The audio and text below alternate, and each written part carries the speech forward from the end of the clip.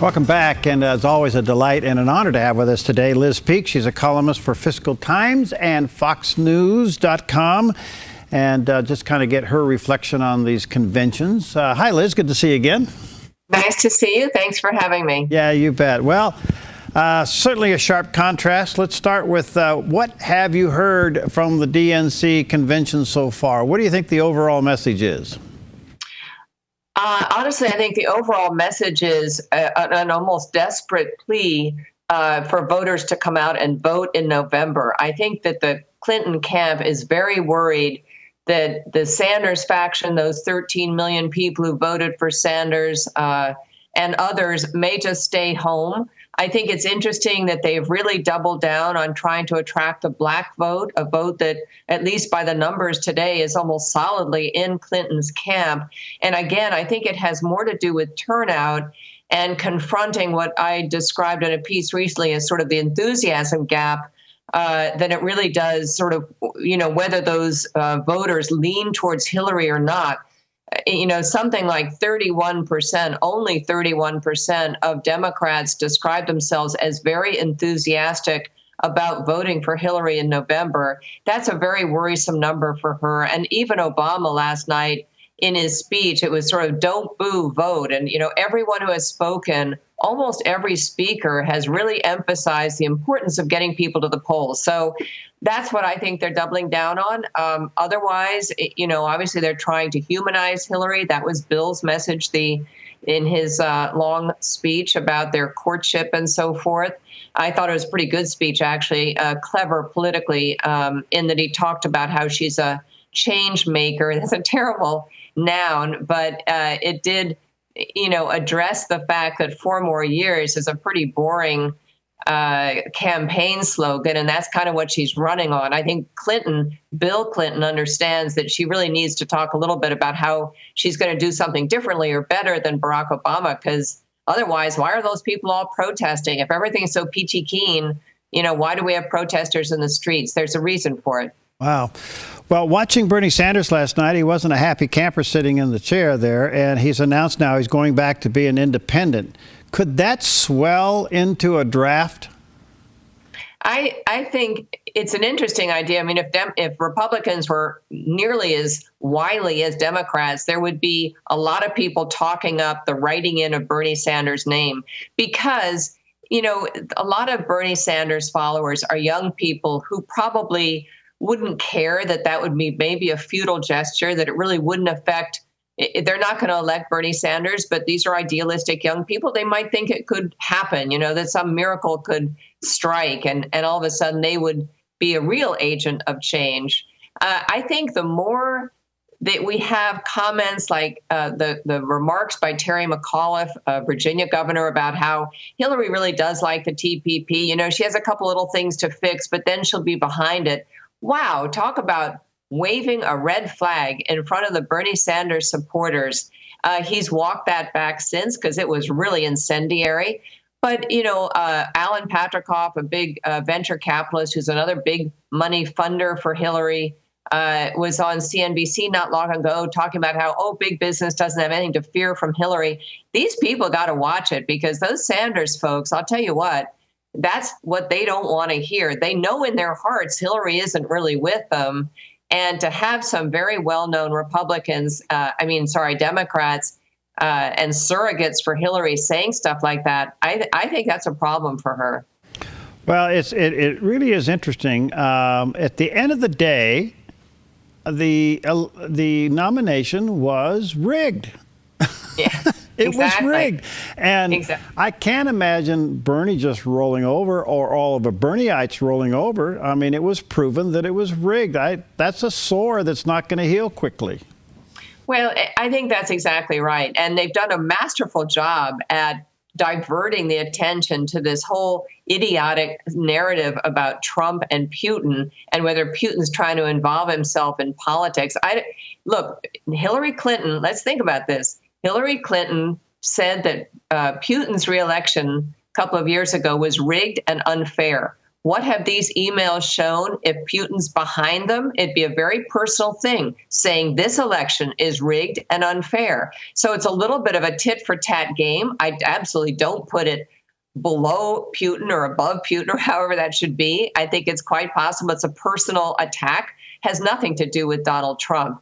But look, I think that, she'll come out of this. The next big story, you can count on it, will be that she gets a bounce from the convention. We've had some very powerful speakers, including Barack Obama last night, who's still very popular president. She'll get a bounce in the polls, and on will go for several more months, if you can stand it. We're all getting tired of this. But that'll be the next big story. And then we'll see. Then they're really going to get down into the nuts and bolts of campaigning on issues and so forth. We'll see what happens. But here's an interesting thing. I was just looking at, there was a piece in the Times today, I think today, about the Electoral College, two people who think it could be tied. Remember in March, Larry Sabato, who's one of the most popular predictors, I think had the Democrats at like 317 to 191 for Trump. That's a huge change in just 3 or 4 months. And it reflects polling, of course. Polling in those swing states that are viewed as very important, like Pennsylvania. Hillary Clinton's apparently amping up her ad buys in Pennsylvania because all of a sudden Democrats are worried that all these rumors are true, that these white middle-class working people in America all of a sudden don't want Hillary Clinton. Well, how big of the fallout is it for Debbie Wasserman Schultz being booted out as chair, now being hired by the Clinton campaign? Does that have any residual effect? Oh, I think it's a total thumb in the nose of the Sanders people. Once again, I wrote a piece about this, and I just honestly, I couldn't believe it. It was such a boneheaded thing for Hillary Clinton to do. Either, she just really doesn't have a political instinct anywhere in that body of hers, and I think that's actually possible, or Debbie Wasserman Schultz took the fall for what was a pretty well orchestrated effort organized by the Clinton camp, and this was a way of kind of making peace with her. I don't know, but again, these data points for the Sanders supporters are sort of piling up, and it's not a good thing. Again, there was a big piece in the Times today about the lobbyists coming back and how all of a sudden, being a big money donor to Clinton, that the shackles are off. They feel like they can come out of the shadows. The Bernie people have gone away. So now you've got the bankers and the insurance companies and stuff trolling for favors and, vowing to give the Clinton campaign a lot of money. Again, that's really incendiary stuff for these idealistic Sanders groups. I don't know. I think it's really fascinating. A very delicate. The Trump thing is so unpredictable and sort of one-off that you can't really look at history in any way and make sense of it. But the Clinton people know what should be happening now. The party really should be coalescing around her, and I'm not sure it is. You made the comment earlier, and I'm beginning to sense and feel this as well. It just doesn't seem to have the enthusiastic for her. I mean, she's the nominee. It is the Democrats. They do fall in line. But there doesn't seem to be the emotional connection with her as there was with Bernie. You saw people crying on the floor. You don't see people overly joyed for Hillary. No, I think that's true. And of course, tonight we'll have Chelsea Clinton, who's a terrific girl, talking about her mother. And that'll probably be a pretty emotional moment. And Bill will come out on stage. But, it'll be kind of a big thud because Hillary Clinton is going to speak. And after Barack, I don't know how it could have been done otherwise. It's pretty awful to have her speak after Barack Obama because the comparison will be notable. But, they'll try and make it an emotional moment. But Hillary Clinton's not an emotional person. Look at the endorsements she's had by her fellow Democrats. It's all about hard work and gutting it out and never giving up. That's even her husband really couldn't come up with any sort of emotional anecdotes or tender moments to share. It was all about her wonkiness. I don't know. It's not very emotionally pleasing, really. Well, it was also illustrated by, to me, it was a kind of a thud with Kane. Who is he? What's he saying? What did he say last night? I'm not sure what the message was. I think he was his role last night was to bash Trump, really. And it is interesting to me that, the media was kind of very down on how the Republicans at the convention were very hard on Hillary, critical of Hillary. My gosh, I actually heard an analysis, I think on CNBC this morning, that there had been more mentions of Trump at this Democratic convention than there were all the entire week in Cleveland, which is kind of interesting, right? I mean, to get people to the polls, the Clinton campaign has decided the best thing to do is to make Donald Trump into a monster. And that's what they're trying to do. Yeah. That he's undisciplined, that he doesn't have he's too scary to have his finger on the button, all this kind of stuff. So, that may work, but it hasn't yet. And I am reminded of the Brexit vote, where every establishment, intelligent, financial and business person told British voters, don't do this, don't leave the EU. By gosh, they went in and voted to leave the EU. It just sometimes people just don't want to, they hear what they want to hear. Part of that, earlier this morning, I saw an article where the president mentioned himself last night 119 times, and that may have rivaled with the amount of times they have mentioned Trump. It's amazing. Look, it was his farewell speech. He did remember to talk about Hillary. That was a good thing. But I mean, isn't it kind of intriguing how many times people have said, well, she's not a perfect candidate. She's not this, she's not that. But she's the right person because otherwise, holy crow, we're going to have Trump. That's really the message. And I mean, it's really the appropriate message for them. They can't really exalt her. They talk about her resume. Well, okay, there are a lot of people with long resumes who still don't do their job very well. And I think this is a pretty good example of that. Look, both sides have a lot of issues to deal with. I think in a funny way, I'd rather be dealing with Trump than with Hillary's, because Trump at least has that sort of excitement factor that is totally absent in Hillary's campaign. Wow.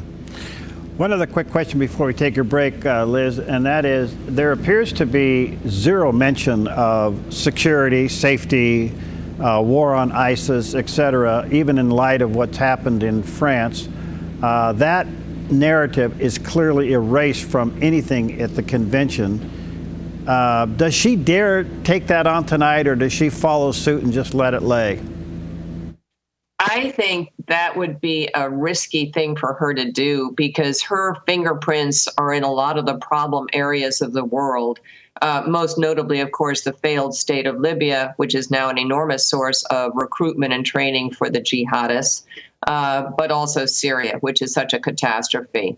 I think I would guess she's going to talk about being a grandmother, her work with children. I've never heard so much talk about Hillary's past working with children, some of which I think is totally fabricated, by the way.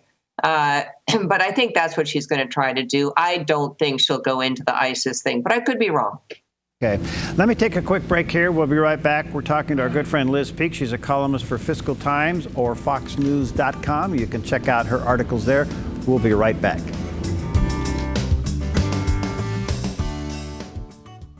I'm Paulina Leiser, producer of Focus Today.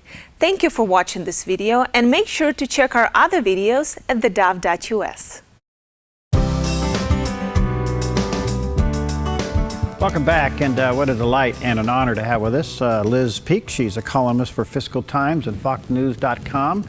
And you can go to lizpeek.com as well and check in with all of the things that she offers. We're just kind of doing a recap of her thoughts and insight to these conventions, what's happening. You know, it was interesting yesterday, Liz. It's not that Donald Trump is just staying silent. He's out holding rallies and saying some pretty wild things out there, which is typical for him. Do you think he hurt himself on anything yesterday? Well, obviously this issue of Russia hacking, or his exhortation of Russia to hack Hillary's or reveal Hillary's 33,000 private emails. It caused a big kerfuffle. I mean, it was a great moment for the Democrats because they could stop talking about the pretty heinous DNC leaked emails and instead talk about how Donald Trump was encouraging espionage by the Russians. I think it's so ridiculous. He has walked it back since and said he was being sarcastic or it was a joke. I mean, I think he was being sarcastic. What he was really saying was, hey, look, whatever happened to those 33,000 emails on her personal server that she deleted? We've had, one bunch of emails now produced by WikiLeaks, which show that she's been up to no good. My guess is there's more in that 33,000 cache, which would also raise voter alarms. So I think he was just sort of trying to suggest to people, hey, don't forget that there's a lot more where these came from, and we haven't seen it yet. But don't forget, it was the Democrats who raised this whole issue of Russia having hacked the DNC computer. Of course, the next thought for most of us, well, heck, if they hacked the DNC computer system, don't you think probably they also hacked Chappaqua, where Hillary lives, and her server? And the answer is, of course, yes. So I think that was sort of the connect the dots that got to Trump. But of course, that's what everyone enjoys about Donald Trump. He doesn't really think through all the ways that people could interpret what he says. And so he does get himself into a little hot water. But I mean, to suggest that he's really, wanting Putin to involve himself in our election is ridiculous. Yeah. All right. So the contrast between the two camps couldn't be more clear than what we're seeing today, and yet we're yet to hear her message tonight. It appears to me, when I've heard through most of these speeches, and I think you're absolutely right, one is get out the vote, but the other message that I'm hearing is equality, equality, equality, equality. I mean, that's the only thing I'm hearing. I'm thinking, well, wait a minute, you guys have been in control for 8 years. You had a complicit Republican House and Senate giving you everything you want, and you still don't think everything's equal. You think that is the theme of the Democratic Party? I think it is. I think Bernie Sanders has been a participant in that and an encourager of that theme. But actually, what's interesting, many months ago, I did some work going back and looking at where the divide between where it really accelerated the income attributable to the top 1% and top percent in our country. And actually, it was under the Clintons.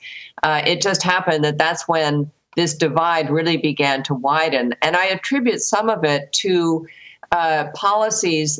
Some of it has to do with the way people report their taxes. This is actually, this is one of these sort of mulishly complicated topics that people don't want to hear about, but it has to do with subchapter S corporations, the way people have reported those in the old days compared to today, and it skews the numbers very much in terms of widening the difference in income between the top and the bottom. Also, there was a time when the government really encouraged corporations to reward their top officers and executives with stock. The idea was that that would align the interests of management and workers and shareholders more effectively.